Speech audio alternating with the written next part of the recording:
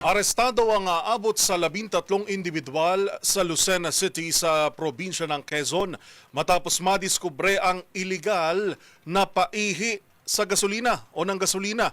Yan at ang iba pang mga rumarapidong balita mula sa probinsya, hatid ng iba't ibang istasyon sa ilalim ng MBC Media Group.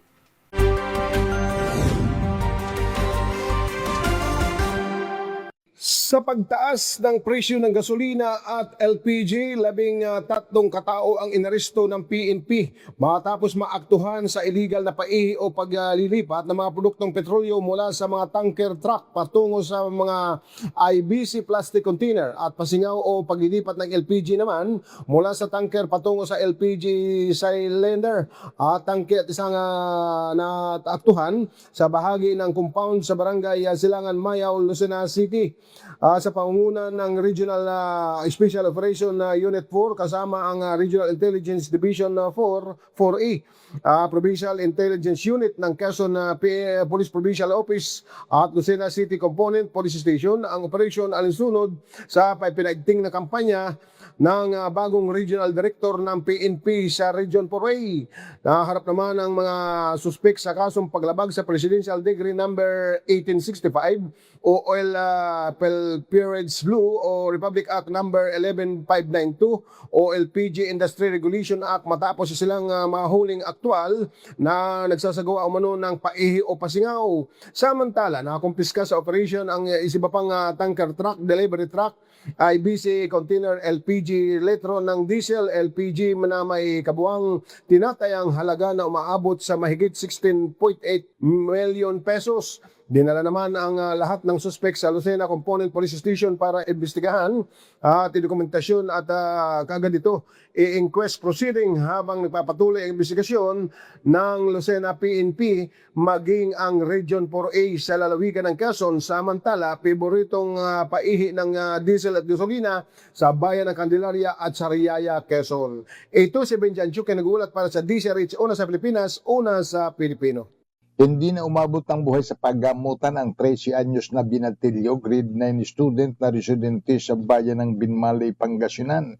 Batay sa ulat ng Binmalay Chief of Police Lieutenant Colonel Lester Saigo, naganap ang insidente pasado alauna ng hapon sa may baybayin ng Barangay San Isidro sa nabanggit na bayan. Lumilitaw sa investigasyon na kasama ng biktima ang dalawa pa niyang kaibigan at habang sila naglalangoy, tinangay sila ng malaking alon na matagumpay na nailigtas ang dalawang kasamahan nito, subalit inanod ang biktima patungo sa malalim na bahagi ng dagat. Makalipas ang higit isang oras, na-recover ang katawan ng biktima ng mga responding tauhan ng PNP at Municipal Disaster Risk Reduction and Management Office ng Binmalay na agad siyang isinugod sa paggamutan, ngunit idineklarang didun arrival na ng attending physician. Mula sa Action Radio Pangasinan, para sa MBC TV Network News, ito si Freddy Pajardo, Arrested una sa Pilipinas, una sa Pilipino. Patay ang isang 18 anyos lalaki matapos malunod habang nangingisda gamit ang pana sa karagatan ng Barangay Basak, San Juan, Southern Leyte. Kinilala ng PNP ang biktima na si alias Kim, isang binata at residente ng Barangay Dayanog sa naturang bayan. Batay sa banang investigasyon, magkakasama manong nangingisda gamit ang panang biktima at kanyang mga kasamahan nang mabilis itong lumangoy patungo sa mas malalim na bahagi ng dagat. Makalipas ang ilang sandali, napansin nilang lumutang na lamang ang pana ng biktima kaya agad nila itong hinanap. Ilang minuto lumipas, natagpuan nila ang biktima na kalubog sa ilalim ng tubig. Agad itong isinugod sa Pampanga, tumingin ng tulong sa San Juan MDRMO Rescue Team na nagsagawa ng first aid at CPR bago ito dinala sa Anahawan District Hospital. Ngayon pa ba, diniklara ng attending physician na dead on arrival ang biktima. Ayon sa pulisya, walang nakitang sinyalis ng foul play ang pagkamatay nito at kakulangan ng oxygen dahil sa pagkalunod. Patuloy namang pinalalanan ng publiko na mag-ingat sa mga aktibidad sa dagat, lalo na sa malalim na bahagi ng karagatan. Para sa MBC Network News, ito si R32 Jimmy Angay-Angay, una sa Pilipinas, una sa Pilipino. Sa tuloy-tuloy at mas pinagting na kampanya laban insurgency sa buong Samar Island, hinimo kayo ng isang dating supporter ng New People's Army dito sa lalawigan ng Northern Samar na kinilalang sa kanyang alias si Marvic mula Barangay Bonifacio Lope de Vega, Northern Samar, ang mga residente o itong mga NPA na maghusga ng pamamalakad ng pamahalaan kung saan nagiging negatibo sa paghuhusga na sanhi naman ng pag-anib ng ilan sa mga residente sa New People's Army. Matapos mag-surrender sa pamahalaan, ayon kay Marvic, sa lamang daw niya napagtanto na malaki ang ambag o tulong ng gobyerno lalo na sa mga biktima ng insurgency. Aniya na isang tulungan ng mga NPA sa pamamagitan ng pag-anyaya na bumaba na at pumanig na sa gobyerno.